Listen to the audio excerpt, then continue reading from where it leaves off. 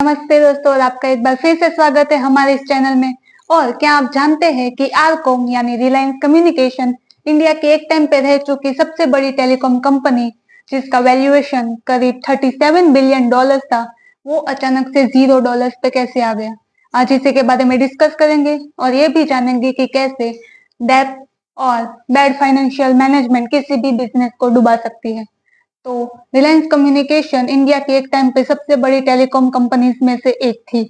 तब इनका major focus था 2G और 3G इंटरनेट प्रोवाइड करना, जो कि आगे चल के इनके लिए एक बड़ी प्रॉब्लम बनने वाला था, क्योंकि मार्केट एनवायरनमेंट तेजी से चेंज हो रहा था और इनका फोकस सिर्फ 2G और 3G स्पेक्ट्रम में था। और इसी के चलते बहुत ही जल्द लोग वोडाफोन और एयरटेल जैसी कंपनीज में शिफ्ट होने लगे थे, जो कि इनसे बेटर इंटरनेट स्पीड प्रोवाइड कर रहे थे। और आरकॉम इसके लिए बिल्कुल भी रेडी नहीं था। इनका बिजनेस सबसे ज्यादा बंद तब होने लगा जब मार्केट में एंट्री हुई जियो की। और जियो के कारण अगले 3 साल में आरकॉम ने अपने करीब 10 करोड़ सब्सक्राइबर लूज किए। और जब इनके पास लोन भरने तक के पैसे नहीं बचे तो फरवरी 2019 में इन्होंने बैंकरप्सी फाइल कर दी।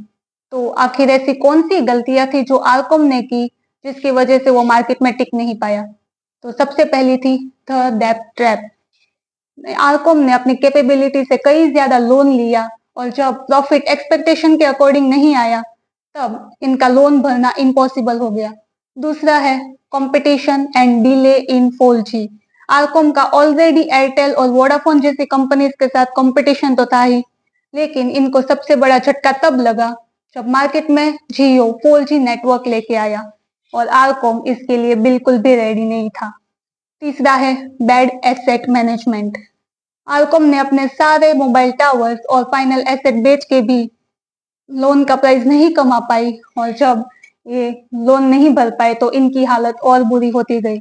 और चौथा है लैक ऑफ फाइनेंशियल डिसिप्लिन। पैसों का सही इस्तेमाल ना करना और फाइनेंशियल डिसिप्लिन की कमी होने से इनका बहुत ही जल्द डाउनफॉल शुरू हुआ, और इसी के कारण आरकॉम का चैप्टर हमेशा के लिए क्लोज हो गया। तो आप इन गलतियों से आखिर क्या सीख सकते हैं। पहला है लोन कंट्रोल। दोस्तों, अगर आप भी अपने बिजनेस को ग्रो करने के लिए लोन ले रहे हैं तो ये ध्यान रखें कि वो लोन आपके बजट लिमिट के अंदर हो।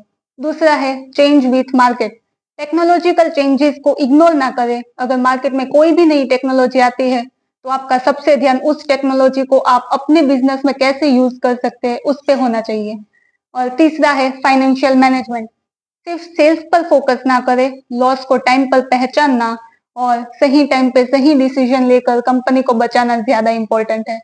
और आरकॉम की ये कहानी एक कड़वा सबक देती है कि आज के दौर में बिजनेस में लालच से ज्यादा जरूरी डिसिप्लिन और मार्केट पर फोकस करना है।